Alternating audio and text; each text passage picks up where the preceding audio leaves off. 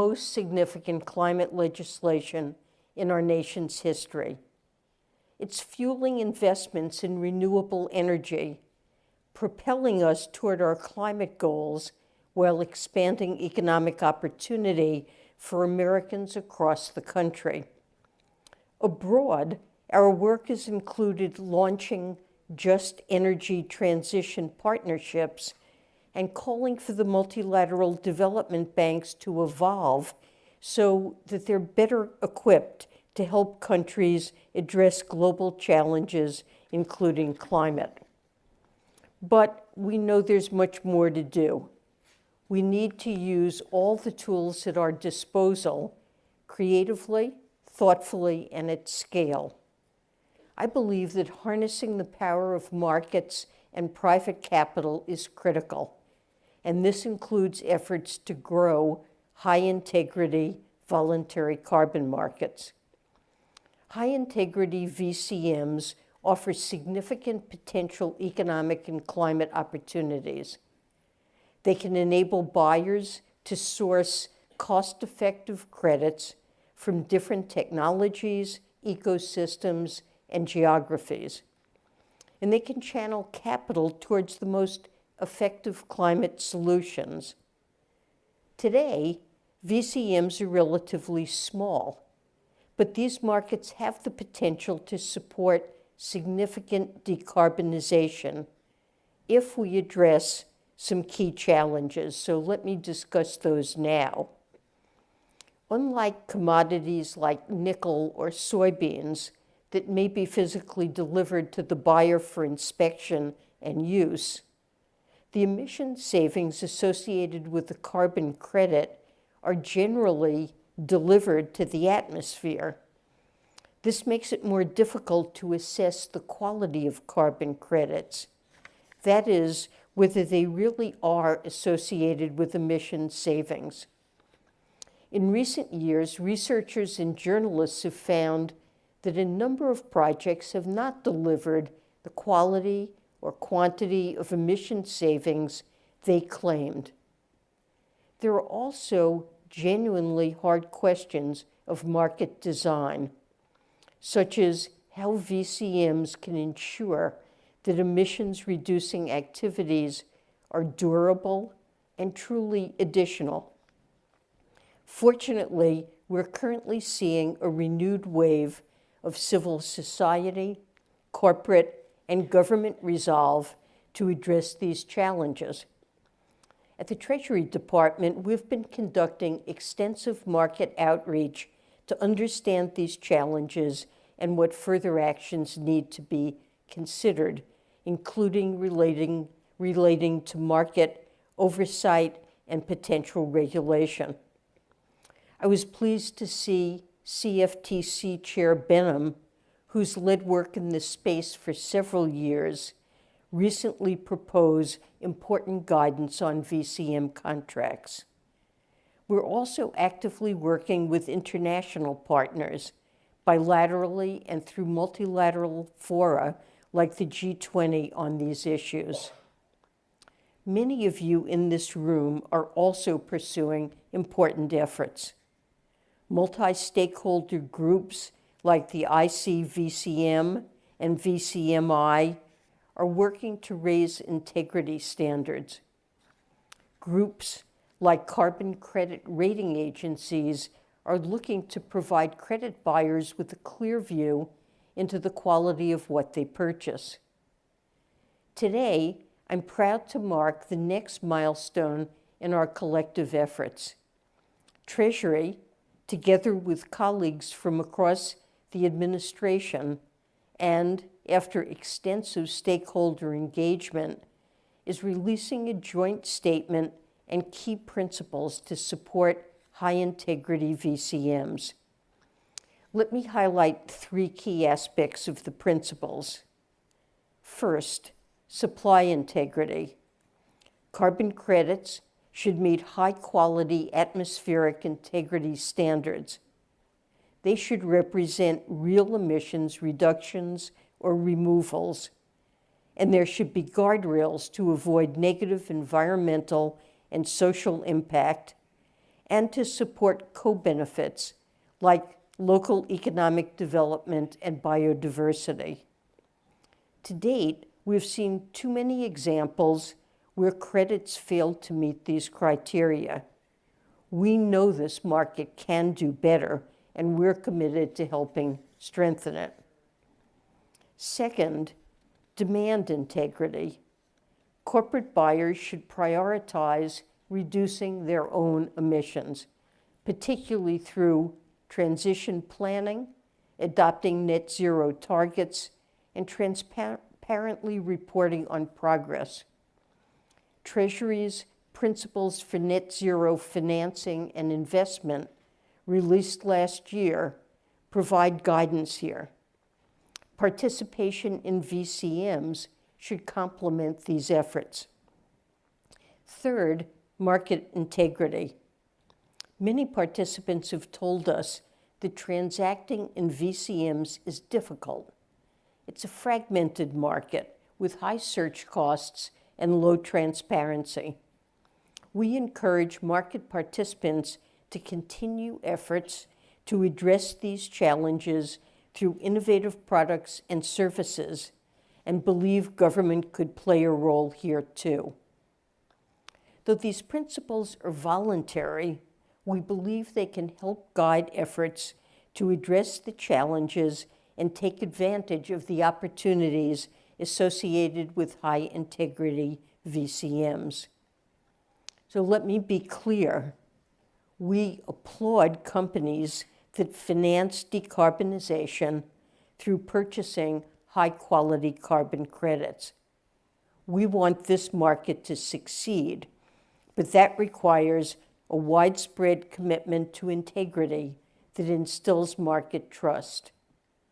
There's a lot more work to do, but if we do it well, we will have the chance to enlist markets as a powerful ally in the fight against climate change.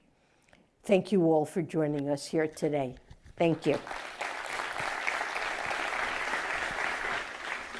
Please welcome United States Secretary of Agriculture, Tom Vilsack.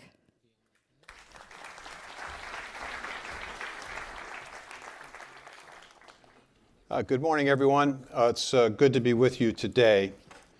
You know, ever since the beginning of America's democratic republic, America's story has always been one of advancing innovation, embracing change, and providing global leadership. A changing and challenging climate brings us to another opportunity to shape our economy, to create real opportunity from the middle out and the bottom up, and to provide a global leadership opportunity as we all address a changing climate. A key component to our collective effort will be a functioning, credible, and transparent carbon market, sending the right signals and promoting the right practices that decarbonize our economy over time. Today, we take an important step forward by outlining, as Secretary Yellen outlined, the principles that will identify this way forward in ensuring responsible participation in carbon markets. More new and better markets are a key component to the Biden-Harris administration effort to revitalize our rural economy by providing small and mid-sized farming operations an opportunity for new income streams and sources that are tied to their development of climate-smart agriculture and forestry products. Today, the Department of Agriculture is partnering with thousands of producers and forested landowners across all 50 states and territories in 136 projects focused on the development of over 100 major commodities and incorporating and incenting nearly 200 climate-smart practices. Component to this opportunity is our effort to measure, market, monitor, and report and verify the results of those practices so that farmers and producers and forested landowners can participate fully and completely in carbon markets. Aligned with the principles being announced today is our effort at implementing the Growing Climate Solutions Act, established by Congress to direct the Department of Agriculture to facilitate farmers and forested landowners' participation in carbon markets. We are establishing and have established a greenhouse gas technical assistance provider and third-party verification program. This program is designed to facilitate farmers, ranchers, and private forest landowners full participation in voluntary carbon market as offsets. We believe this program will help to achieve multiple opportunities and activities through a variety of functions on the farm and in the forest. First, USDA will facilitate better technical assistance to producers on the ground, ensuring that they have the support they need to understand and to access carbon markets. USDA will also verify the facilitation and verification of carbon credits through providing producers with a list of trusted verifiers. Secondly, USDA will list widely accepted voluntary carbon credit protocols designed to ensure consistency, reliability, effectiveness, efficiency, and transparency on our website. This is going to help farmers and forested landowners identify promising opportunities to participate fully and completely in voluntary carbon markets and to help them direct credit buyers to high-integrity options. In order to get this right, however, we're looking to the public for feedback through a request for information that will open tomorrow in the Federal Registry. It's going to focus on questions as to what options and criteria ought to be developed in order to apply standards to the development of credits, who should be qualified to provide technical assistance or verification. We're encouraging all of you to carefully consider and respond to the questions we're publishing on credit protocols. With your input, we can deliver on a program that will provide real benefits to the voluntary carbon market. And by establishing this program, we'll provide a foundation that agriculture and forestry credits can stand on, which will continue to support our investment in climate-smart agriculture and forestry and build the integrity and credibility of that marketplace. This work complements additional work USDA has been tasked with related to carbon markets, including $145 million being invested through the Inflation Reduction Act in the United States Forest Service and its efforts to connect forest landowners with emerging climate markets. These investments will allow underserved and small acreage forested landowners to address climate change as well, while also supporting rural economies and maintaining the ownership of land for future generations. Finally, I want to highlight the ongoing efforts at USDA to underscore the credibility of climate-smart agriculture and, in turn, the credits they rely on in connection with these practices. Through the Inflation Reduction Act, we're investing $300 million to measure, evaluate, and quantify carbon sequestration and greenhouse gas emission reductions from conservation investments. These funds will support a comprehensive strategy to improve data, models, and tools needed to accurately quantify and qualify the impact of climate-smart activities. The funds will also establish a soil carbon monitoring network to improve our understanding of the impact of climate-smart practices on soil carbon stock changes over time. These improvements in credibility will further provide confidence in the voluntary carbon market, in addition to supplying valuable supply chain initiatives, climate-smart commodity markets, bio-preferred products, biofuel markets, on-farm energy production, and much, much more. It will take all of these markets in collaboration with forested landowners and farmers and our partners through their investments to create an economy that supports rural communities while meeting our climate goals. America's farmers, ranchers, and producers and forested landowners stand ready to do their part in ultimately decarbonizing our economy. It's an exciting new day, and I appreciate the opportunity to visit with you and look forward to continued collaboration. Thank you very much.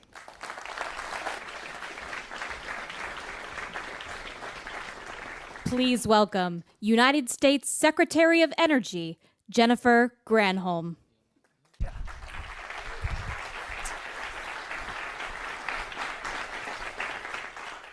Hey, everybody.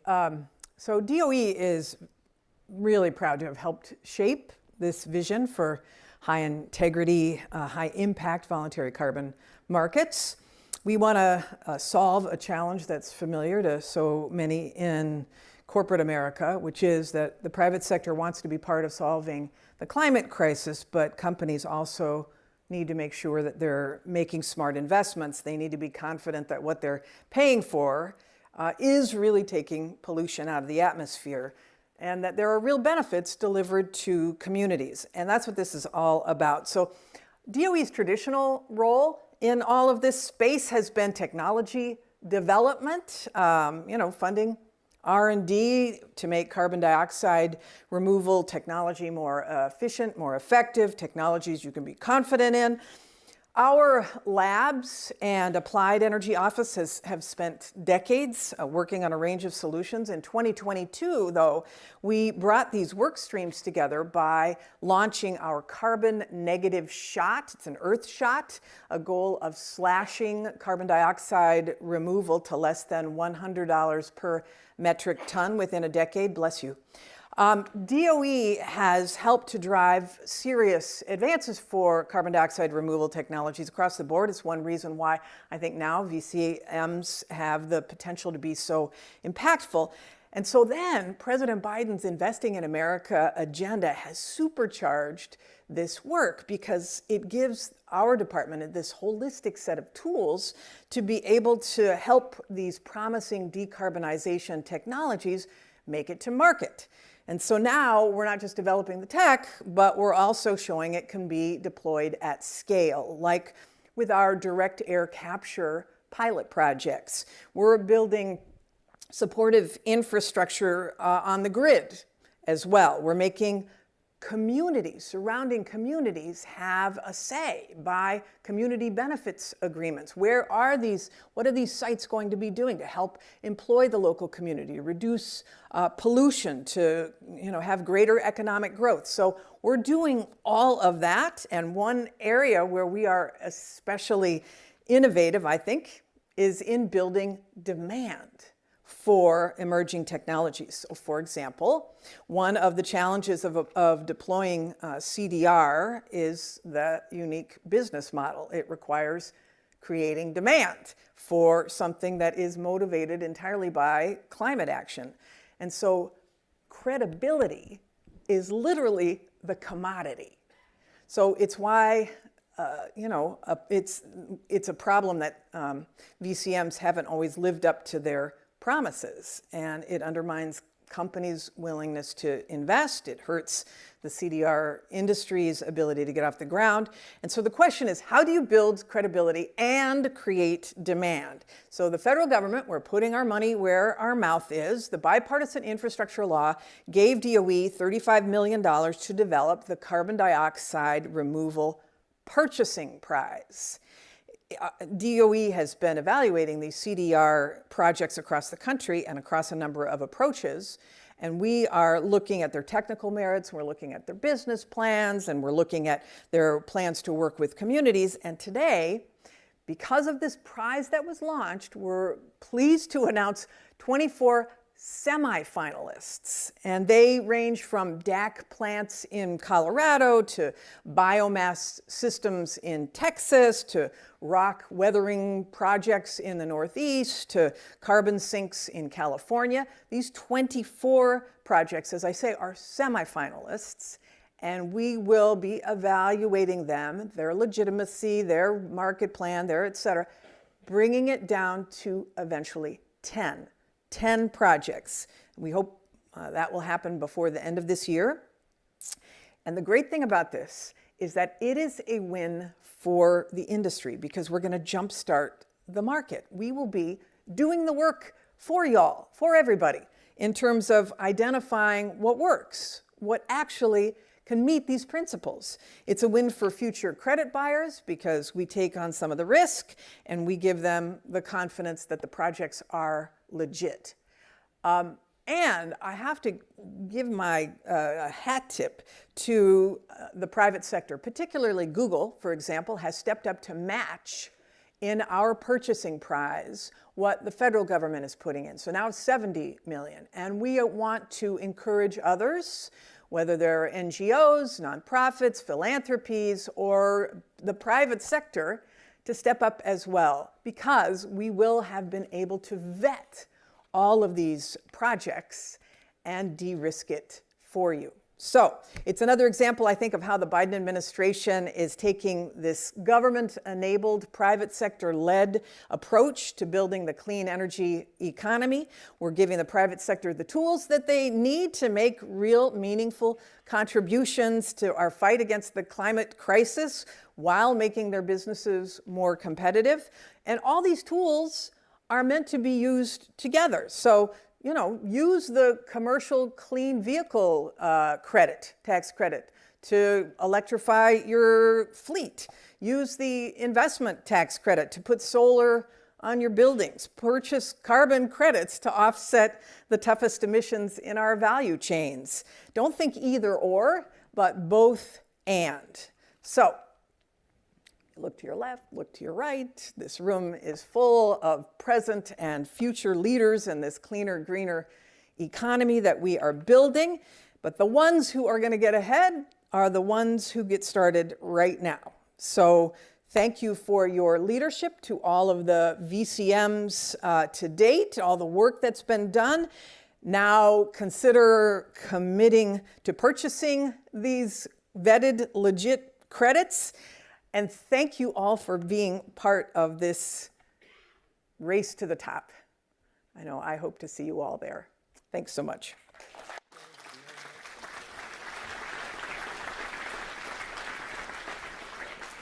Please welcome Senior Advisor to the President for International Climate Policy, John Podesta.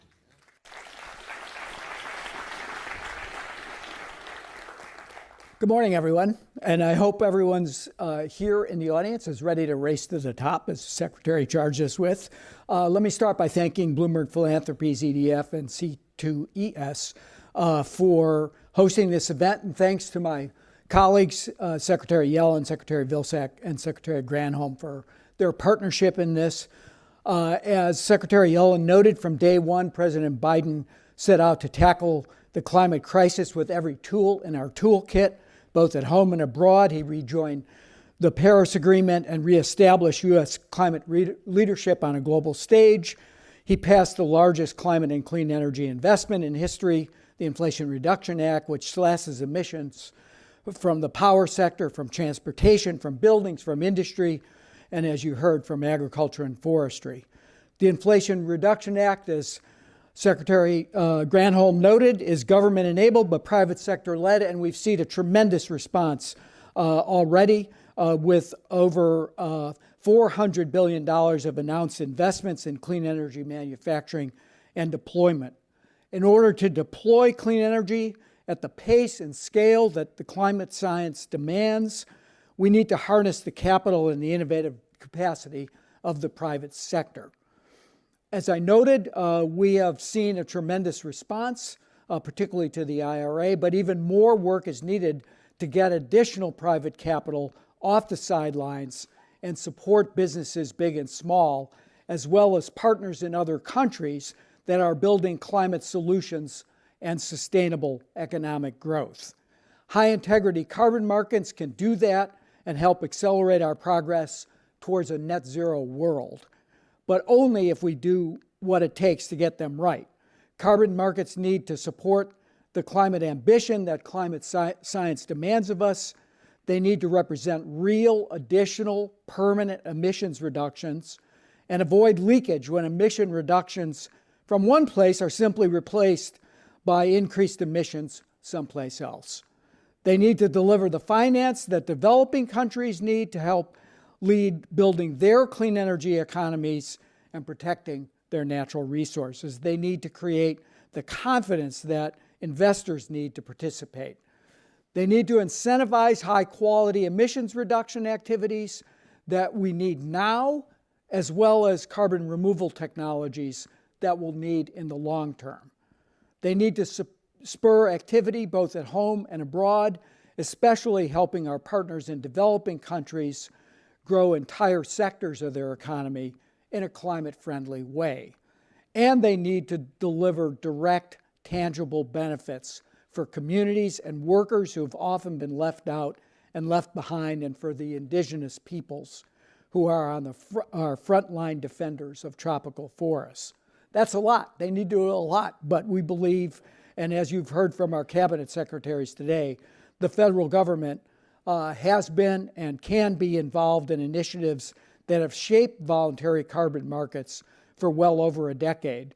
From the State Department's influence, and particularly the Special Presidential Envoy for Climate Office's influence, I want to give a special shout out to Secretary John Kerry for all the work he's done on these topics, and the work they've done on these markets through work on Article 6 of the Paris Agreement and cutting emissions from global aviation, and to stand up initiatives like the Energy Transition Accelerator, which aims to speed the transition from fossil fuel to clean power in developing countries, and the LEAF Coalition, an effort to financially reward developing countries for protecting tropical forests.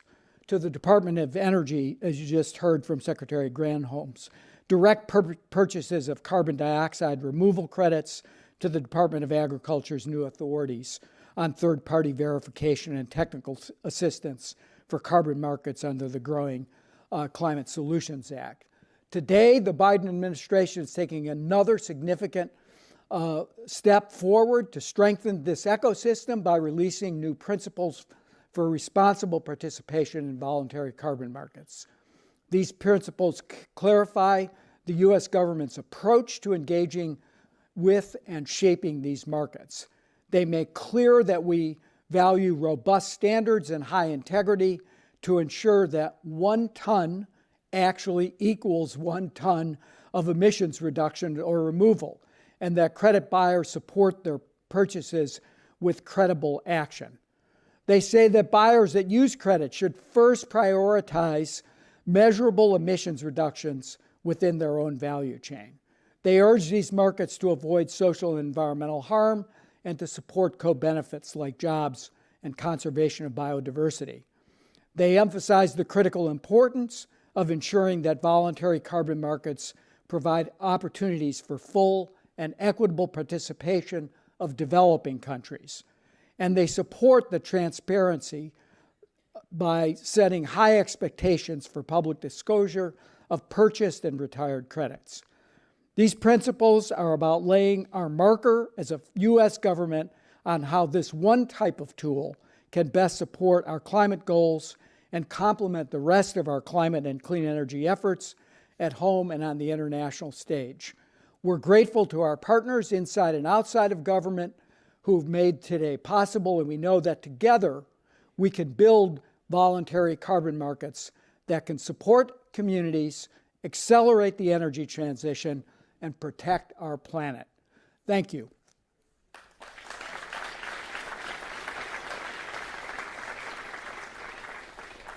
Please welcome Assistant to the President and National Climate Advisor, Ali Zaidi.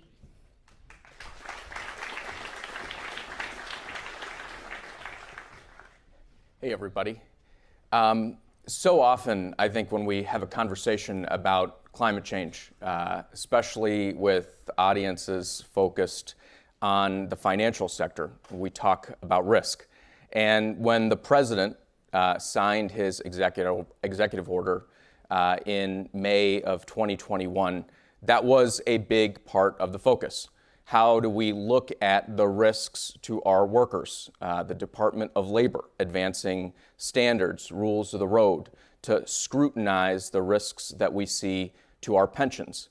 How do we think about the impacts to our housing stock, whether it's through the Department of Housing and Urban Development or our Department of Agriculture in rural areas, looking at those risks and mitigating them. Thinking about the risks to our natural environment, the Interior Department, the Agriculture Department, helping us get our arms around those risks in terms of volume, of acres, of economic activity put at risk because of the droughts that are parching the American West or the fires that we see turn our skies orange. But as much as the president has elevated the conversation about seeing and mitigating the risks presented by climate change, President Biden, in equal measure, has been focused on lifting up the opportunities. Today, we're here to talk about that hopeful part of the story, But it's a hopeful part of the story only if we get the rules of the road right. I think for good reason, a lot of folks outside of this room are skeptical about the role that voluntary markets can play in scaling up these solutions. Scared off by news stories of things that went wrong. Scared off by the gloss of greenwash of not just decades past, but recent memory. You all, and the partners we're going to have on the stage shortly, are part of the conversation and, frankly, the compact where we look at each other and we sign on to a set of principles, goals of how to get this right.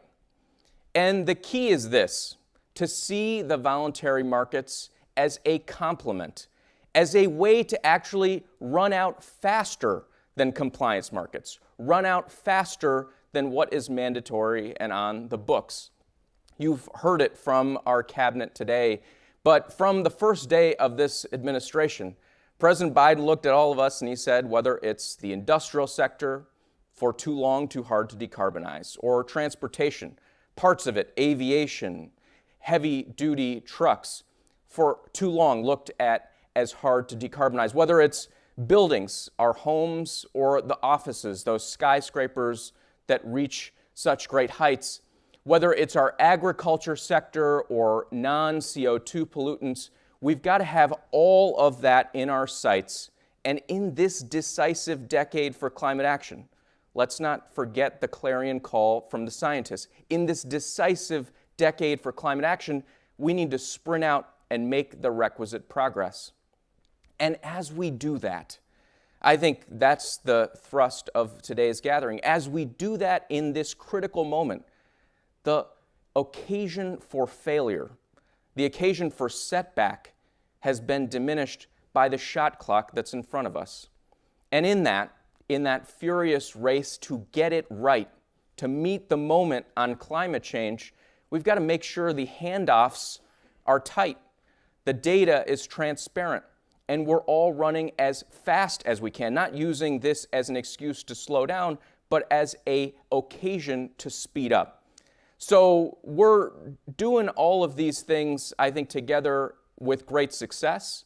And this is an opportunity to celebrate the tool that we have in the form of VCMs as a complement to the compliance efforts that we've got going at the federal level, at the state and local level, at the international level. So grateful to John Podesta and John Kerry before him as we scale up this activity through diplomacy overseas. This is a critical year for not just the U.S. to articulate principles for VCM, but for the world to seize upon that opportunity. So we're going to be now in a conversation with some of our partners, thinking through how we use this as a moment not to slow down, but to speed up, not to crowd out other tools on climate, but to complement voluntary measures as part of a broader set of tools, including public catalytic investment and clear standards set by the federal government and jurisdictions at the international and state and local level. Together, if we get that right, I think that will accelerate capital formation, project development, the work of environmental justice, the work of creating the economic opportunity we all see. We can finally seize it. Let me, before I invite Curtis and the panel to join us, let me just say, the president says so often, when he thinks climate, he thinks jobs. When I look at this room, I think of the mountains of capital that can move if we get this right, and the jobs and opportunity we can create, not just in every zip code in America, but all across the world. Let's lift up, let's move out together, let's recognize that this is the decisive decade for climate action, and this is another tool that helps us go faster, to be more responsible, to rise to the occasion. With that, let me invite our panels to join partners in this conversation and in this important task, and Curtis Ravenel, Senior Advisor for GFANZ, key partner with us, along with Mike Bloomberg and this entire group gathered here today. Thanks so much.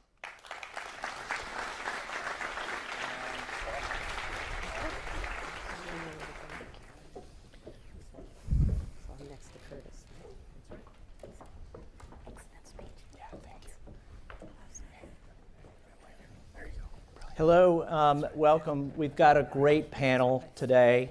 I've got Angela Chiria-Kalugi, who's with EDF. We've got Jane Flagel, who's Market Development Policy Lead at Stripe, Climate and Frontier. Scott Henry, a partner at Longview Farms. Ali, who you just heard from, and then, of course, Annette Nazareth from the ICVCM, and Mark Kember from VCMI. So thank you all for being here. So I'm going to start with you, Annette, because you all have been toiling at this. You and I actually started together at COP26 with the Task Force for Scaling the Voluntary Carbon Markets. And now you all, of course, have done a ton of work to establish the principles for supply-side integrity, and how the principles announced today, I'd like to know, and I'm sure the audience would as well, the principles announced today by the U.S. government reinforce those efforts. Well, thanks so much, Curtis, and it's such a pleasure to be here. With all the work that we've done since that time, this is just such a wonderful opportunity and a great day for all of us. So let me start by saying that the Integrity Council for the Voluntary Carbon Market is an independent, nonprofit governance body for the voluntary carbon market. We welcome the U.S. government's announcement of high-integrity principles for voluntary carbon markets. The administration recognizes that high-integrity carbon markets can channel a significant amount of private capital to support the energy transition and combat climate change. We are in a climate emergency, and we need every tool in the box to meet the 1.5-degree target. It's therefore vital that there is a common global understanding of what high integrity looks like to build the trust that will follow companies to buy credits with confidence, as well as common standards that will enable the market to scale and maximize its impact. So we're delighted to see the U.S. government's supply-side principles that are so closely aligned with our core carbon principles, which established the first independent global benchmark for high-integrity carbon credits. The CCPs are 10 fundamental principles that ensure carbon credits make real, verifiable climate impact based on the latest science and best practice. High-integrity CCP labels will give assurance that credits fund reductions and removals that are permanent, measured robustly and conservatively, verified by independent experts, and come from projects that are additional. That is, they would not have gone ahead without the incentive of carbon credit revenues. The CCP label will also give assurance that credits bring benefits that support indigenous people and local communities. The CCPs raise the bar, ensuring that credits come from projects with robust social and environmental safeguards that also deliver positive, sustainable development impacts. Carbon crediting programs will only be able to issue CCP-labeled credits if they meet high standards of governance. These include providing comprehensive and transparent information on projects issuing CCP-labeled credits so people can understand their impact on emissions, society, and the environment. The biggest carbon crediting programs in the markets have already updated their procedures to comply with the rigorous CCP criteria, and the first high-integrity CCP-labeled credits will be available to buyers later this year. While companies' first priority must always be to make rapid cuts in their own emissions, buying high-integrity credits allows them to go further and take responsibility today for emissions that they cannot yet cut. Evidence shows that this spurs on their efforts to decarbonize their operations and supply chain. The U.S. government announcement is a very powerful endorsement of the high integrity principles enshrined in the CCPs. It sends a strong signal to project developers, to corporate buyers, and other governments and regulators. It follows similar support from the UK government, ISDA, the CFTC, and the Monetary Authority of Singapore. Finally, today's announcement will help launch a new chapter for the voluntary carbon market. The CCP label will shape the future development of the market. It will unlock private sector finance at scale for projects to reduce and remove billions of tons of emissions that would not otherwise have been possible. And it will channel climate finance to countries in the global south, helping them achieve their national climate goals. Thank you. Thank you so much, Annette. You know, what's great about this panel is we do have the whole value chain here. And so turning to you, Mark Kember, I'm going to ask you the same question. We like to think of ICVCM as the supply side integrity. And of course, VCMI has been working tirelessly on the demand side integrity. So how do the principles that were announced today support your work, and how do you see it going in the future? Yeah, thanks, Curtis, and thanks for the invitation here. First, let me just say I can only agree with everything that Annette has said. We are the supply and the demand side of the market, so one of the things that we've focused a lot on over the last few years is to make sure that we're joined up to give clarity to companies. VCMI, like ICVCM, is an independent organization operating internationally, and we are the standard for the demand side of the market, looking specifically at two questions. When and under what circumstances can companies credibly make voluntary use of carbon credits? And secondly, what can they credibly say about that? And that's exactly what the principles announced by the US government this morning tried to do as well. And I'm delighted that the principles announced this morning and VCMI's claims code of practice are absolutely compatible with each other, as they are with the ICVCM CCPs. So I think one of the things that many of you and others around the world have been calling for, less fragmentation, more consistency and coherence, you're seeing that being embodied here this morning. And our claims code of practice does exactly what the secretaries this morning said, that the use of carbon credits must supplement action by companies to decarbonize. And there's evidence from many sources around the world that those companies that do use carbon credits responsibly are in fact those that are decarbonizing quicker, are investing more in future net zero aligned technologies and processes, and are governing their climate activities better. So our VCMI's claims code incorporates the work done by ICVCM, but also others, many of the initiatives that you'll know about, the Greenhouse Gas Protocol, SBTI, and others, so that we're providing one clear framework for companies to make those investments that go above and beyond.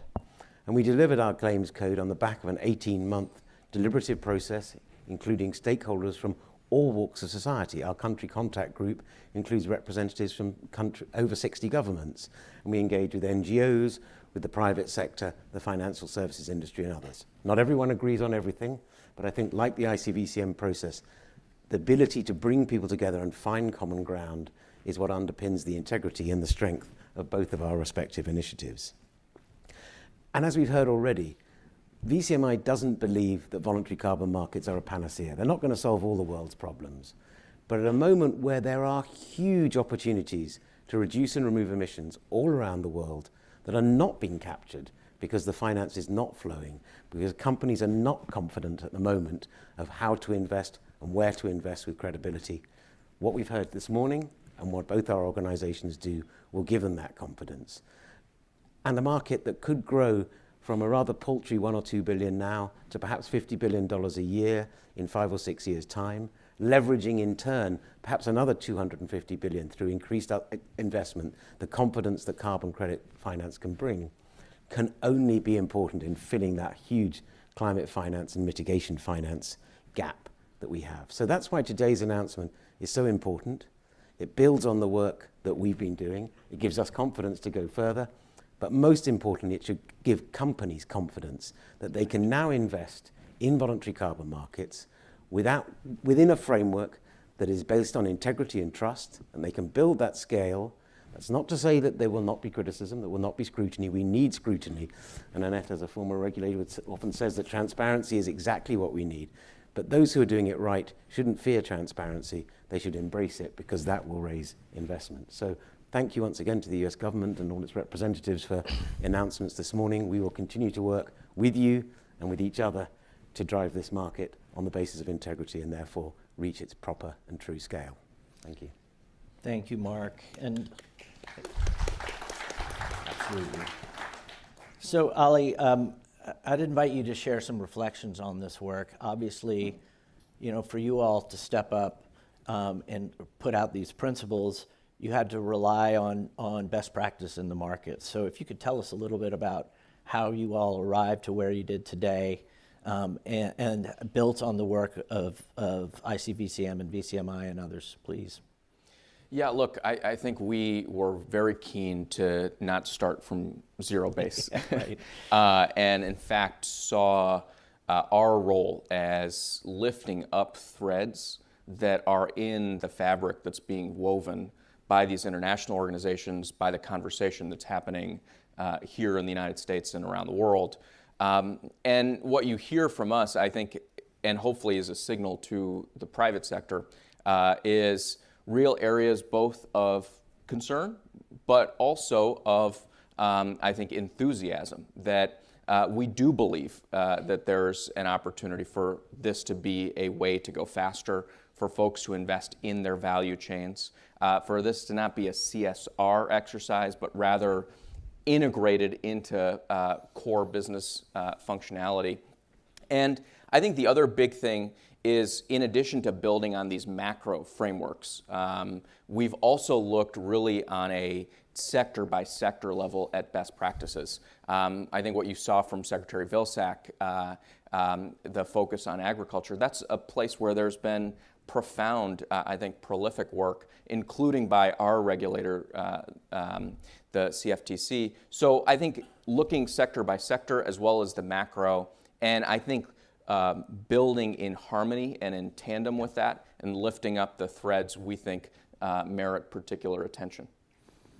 Thank you for that. Now we get to talk to the folks on the ground who are actually doing this work. So Scott, I'll turn to you. I know that Longview Farms have been engaging in climate smart agricultural practices for a while. Tell us a little bit about how you see these issues from a farmer perspective and what needs to happen for them to be more widely adopted within your sector. Yeah, farmers and ranchers are on the forefront of all of this, right? We're the core, the first environmentalists. We take care of the land, and to do so not only is good for the environment, but it's good for our pocketbook. Let's call a spade. But I think one of the statistics that recently came out from Farm Journal's Trust in Food was 93% of farmers are aware of these programs, but only 3% are actually participating in them. And you look at the question then is, well, why is that? Why are we struggling to get the people with the boots on the ground to participate in that? And moments like this are taking another step forward. I think the biggest piece is there's a lack of clarity and commitment to long-term contracts that many farmers have concerns about. And so providing further clarity is a big step in answering some questions. There's also still a struggle, I think, if we're being honest, around additionality versus historical beneficial practices that have been in use, and how do we properly identify and support those that are like our farm that have been doing this for many years and don't plan to change anything because we've been using cover crops. We've been using little or no tillage. And so for us at the farm, I think the voluntary element of this is very critical. There are concerns about being too prescriptive in bundling, and I know that there's many folks out there that are working to try and figure out how do we bring the credibility that has been so widely talked about this morning to giving comfort and confidence to farmers that we're willing to transact. We recently participated in our very first formal program. It was actually a carbon inset program with Nestle, focused again on practices that we have used over the last 12 months, or the last crop year, I should say, on our farm. And for us, that program was the first that we had confidence of saying, okay, we are willing to be transparent. It's not that we're hiding anything, but there's more the fear of, what happens? I don't want to be the poster child for carbon program fraud or selling a credit that's not real or not verified. And so for the farmers out there, I think that answering those questions, and I do think that this is a step forward in helping that. I personally don't think that we're all the way there, but you have to start somewhere. And so I credit the administration for being willing to take the first step. I credit Secretary Vilsack and his office for trying to, again, provide further clarity to many of us that are at the forefront of this. And I think that there's a lot of potential, especially when we think about models that are already out there, whether it be the GREET model in the future of sustainable aviation fuel. That has opportunities to dramatically transform our market, but also drive adoption and participation. And so I hope that those are just examples. There'll be many, many more benefits beyond that. And so the agriculture community, and I only speak for my farm and my family, but we are very excited to see further steps being made. We hope that continued support and continued emphasis will continue to be taking in the farmer's voice as they do that. But again, I think today is a great first step. Thank you so much, Scott. So Jane, Stripe has been a real leader on the buying side. We want to hear from you all. You all helped form this buyers coalition called Frontier, which is really about scaling high quality carbon removals, which we know are expensive, but with more purchasing over time, costs come down. Tell us about the commitment of your firm as well as to your work with Frontier, because this is an exciting area. Thank you so much. I am probably less on the ground than Scott is, but I want to pull back a bit and talk about how we at Stripe and Frontier think about scaling permanent carbon removal solutions, both within and beyond the voluntary market, and why we're so excited about today's announcements, which we think help to tackle head-on one of the central challenges for innovation in permanent carbon removal, which is the lack of demand, the lack of customers for these technologies. So Frontier is a more than $1 billion advanced market commitment to buy permanent, which in our view is 1,000 years or more, carbon removal through 2030. And we were motivated by a few basic facts. The first is that the science is very clear that the world is going to need a lot of permanent carbon removal. 2, it is very expensive and very nascent today. And 3, a major barrier for catalyzing innovation in these technologies and approaches is this issue of a lack of customers. So Frontier is a group of buyers who are voluntarily buying carbon removal to get it on its best possible trajectory. We sign multi-year, multi-million-dollar offtake agreements with suppliers, not to maximize the volume of low-cost tons we can purchase today, but to enable learning to drive these technologies down the cost curve, a bit like what we've seen with other technologies like solar panels, for example. And the truth is that today, without voluntary commitments by companies to buy carbon removal, there would simply be no meaningful revenue for carbon removal suppliers, which means that they cannot start to build and scale their technologies.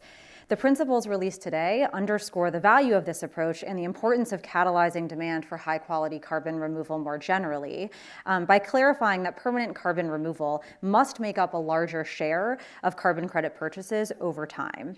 And we should also be clear that companies and governments should be buying carbon removal today rather than hoping that it will just magically appear in a few short decades. This clarity is really important for enabling voluntary purchases, even though we're fully clear-eyed about the fact that voluntary action alone will not get carbon removal to climate-relevant scale. That will require policy. Today, though, there are no large public demand signals for permanent carbon removal, no large compliance markets, no direct purchasing programs at scale, there's some exciting announcements today, and no other incentives or frameworks to create demand for carbon removal, again, at the required scale. This can and will change, and in fact, it must if the world has any chance of meeting its climate goals.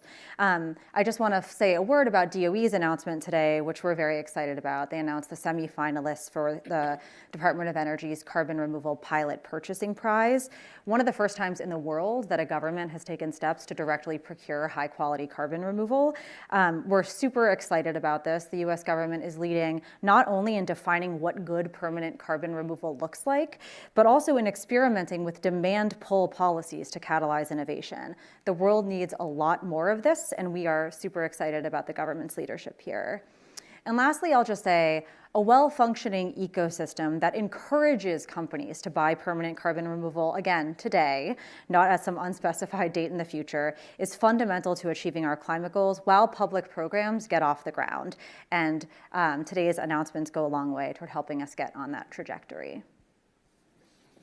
Thank you so much, Jane. It's great to see that the work across the spectrum so far. Now, Angela, EDF has been working in this space for quite a long time. I've always admired their leadership. You all, especially in your developing of the LEAF Coalition, which really helped mobilize climate finance for tropical forest protection. How does everything that we've talked about today relate to what you see happening around the world? And what does this mean overall for sustainable development and livelihood of people on the ground? Because we have to remember that this is hopefully going to be a global market, and emerging and developing economies are an important component. So tell us a little bit about your reflections on that. Thank you very much. And first of all, I must say that we're very excited by this announcement today, because it is bringing the much needed clarity and the necessary signals that will not only give the courage to the private sector to want to invest in the markets, but also to the other stakeholders, the farmers, the communities, that there is a sense of what is good, and we're all aligning on that. So EDF, as you say, has been working on markets for a long time. We have been advocating for high quality markets, working with Annette and Mark and others. But we've also been working with governments from India to China around putting in place robust frameworks to support the markets. We have also been working to develop legal frameworks that would, for carbon trading internationally, that would better protect the rights of those who are the heart of carbon mitigation. That is from forest dwellers in the Amazon to entrepreneurs in Kenya. Now, what we're seeing around the world now is a growing attention to the potential of markets. I think the realization that climate action is going to cost, and we need more tools in the toolbox to be able to meet the investments that are needed. And we see, especially in Africa, where at the highest level of governments, we're hearing a lot of encouraging, should I say, words around how markets can actually be integrated within the sustainable development plans. So, for example, just in 2022, in Sub-Saharan Africa, the carbon market investments grew by 70% to about 1.2 billion. And this only represents 16% of the global total, but it's a huge increase. Now, at the same time, we know that there have been concerns about the integrity and the governance of market activities and the adverse impacts that this could have on local communities. And this happens, of course, often where institutional frameworks are pretty weak. And that's why the alignment on what good looks like and clear guidance on high integrity markets is going to be essential to be able to address these concerns. So now, to meet the growing expectations, two things I just wanted to raise. One is the question of scale that Jane just mentioned, and the other is the question of building the necessary capacities to ensure inclusive participation. And I want to highlight the LEAF initiative, which is the lowering emissions by accelerating forest finance, which was launched in 2021. And it's a very unique partnership of the private sector, local communities, and other funding partners to leverage the power of markets towards protecting tropical forests. And I think it goes without saying that halting tropical deforestation should be one of the biggest priorities that we need to act on as soon as possible.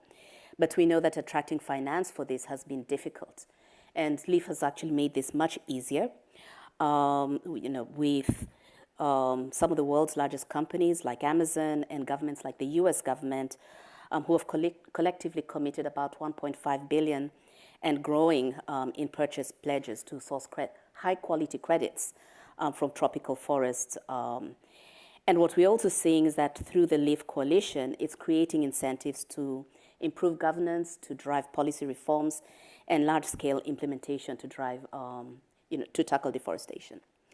Now, secondly, on the issue of capacity and inclusion, all too often, local communities, indigenous people, tend to be on the margins of these activities, rather than being at the center of forest carbon, design, participation, and revenue sharing. And this also goes for activities in other sectors, whether it is energy or. But there are some bright spots, and as a complement to what we're doing in LEAF, we are engaged with a range of partners to try and meet these countries and these stakeholders where they're at in designing technical support programs that, through partnerships with them, that respond to their needs and ensure that they become equal-footed partners in the transactions, in the design of these projects, and most importantly, as custodians of the activities so that they're sustainable into the long term. And an important thing to mention there is that the ICVCM and VCMI too have embraced this within their principles to ensure that the partnership nature of markets is also reflected within the guidance that is going out to stakeholders. Now, you don't have to take this from me in terms of the successes and the big opportunities. So we have a couple of videos to share with you today where you can hear from some of our partners in Ghana and Costa Rica who have been engaged in trying to develop and put in place scaled up, inclusive carbon investments. Now, the first is going to be from Roseline Fosua-Adjei, who's the Climate Change Director in Ghana's Forestry Commission. She's also the National Red and Focal Point for Ghana and a member of the Art Trees Board of Directors. Now, to us, Roseline is basically a climate change rock star. She has successfully led the development of 2 jurisdictional programs to reduce commodity-driven deforestation and build ecosystem resilience. So let's take a look at that video. A very good afternoon to everybody in the room from Accra. And thank you to the United States government for having Ghana at this meeting and for having myself also for such an important conversation on the value of high integrity voluntary carbon markets. For a country such as Ghana that has gone through 16 years of REDD+ readiness, building the necessary structures for safeguards, for MRV, for forest monitoring, and also defining a strategy on what we can do to address issues of deforestation and forest degradation. The conversation on carbon markets is very important, and particularly that on the voluntary carbon market, because in Ghana's NDCs, the forest sector is a key sector in there to achieve the targets that we want to achieve as a country. And within the NDCs, we have both conditional and unconditional targets. For all the different sectors, and not just for the forestry sector, the value of the private sector has been mentioned over and over again because climate finance is needed and is needed urgently. However, the speed of delivery of climate finance has not been what it is from the days of the $100 billion pledge. Therefore, markets have a big role to play in supporting countries such as Ghana that are working to address deforestation. However, the voluntary carbon market has been one that has been largely volatile, has been one that has also suffered a lot of backlash. But in recent times, and for a country like Ghana, using the jurisdictional approach we realize has been very helpful to define the parameters within which our markets should work, and by default, the voluntary carbon market as well. Going forward, we need the voluntary carbon markets to be respected and to be valued for what they are. So our second video is from Costa Rica. Now, carbon markets, as has been said by almost everyone here, is a really important tool in the toolbox for climate action. And climate action doesn't occur in a vacuum. It occurs in communities. And so now we have a voice from one of those communities. This is Tatiana Martinez, who is from the Bribri indigenous group in eastern Costa Rica. And she's representing a community whose livelihood is intimately tied to the forests and at the forefront of nature and climate leadership in Costa Rica. And she's been frequently, advocating for the benefits of carbon credit. So now let's take a look at Tatiana's message.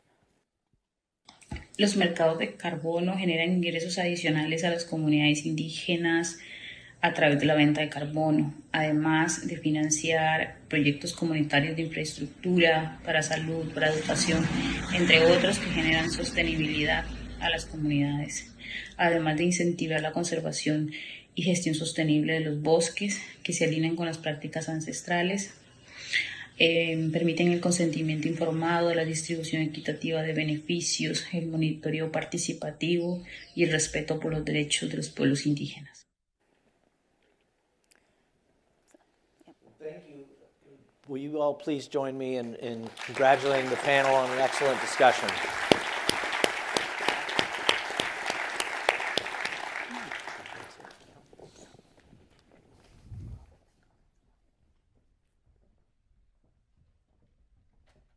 Please welcome Executive Director of the Environmental Defense Fund, Amanda Leland.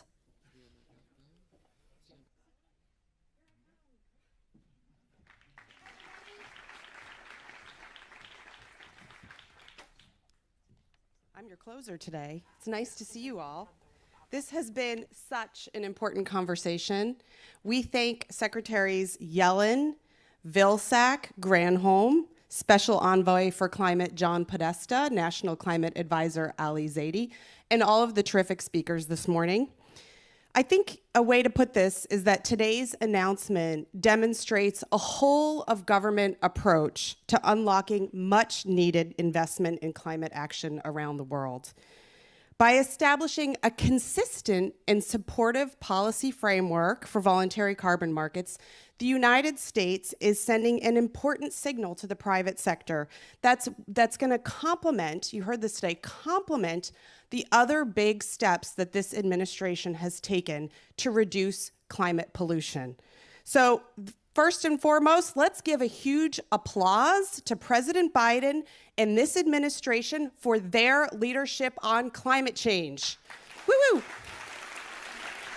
Yes, yay! We need more, we need more. Environmental Defense Fund mission is a vital earth for everyone. And the steps taken today will help supercharge that outcome because when done right, carbon markets offer a powerful means to finance much needed climate solutions now while promoting transparent, equitable, and inclusive economic development. So I hope you take away from today's conversations 3 critical points. First is that carbon markets can actually accelerate and deepen climate pollution reduction efforts. By lowering costs and improving international cooperation, these tools achieve significantly more than isolated efforts. They are a force multiplier that we need.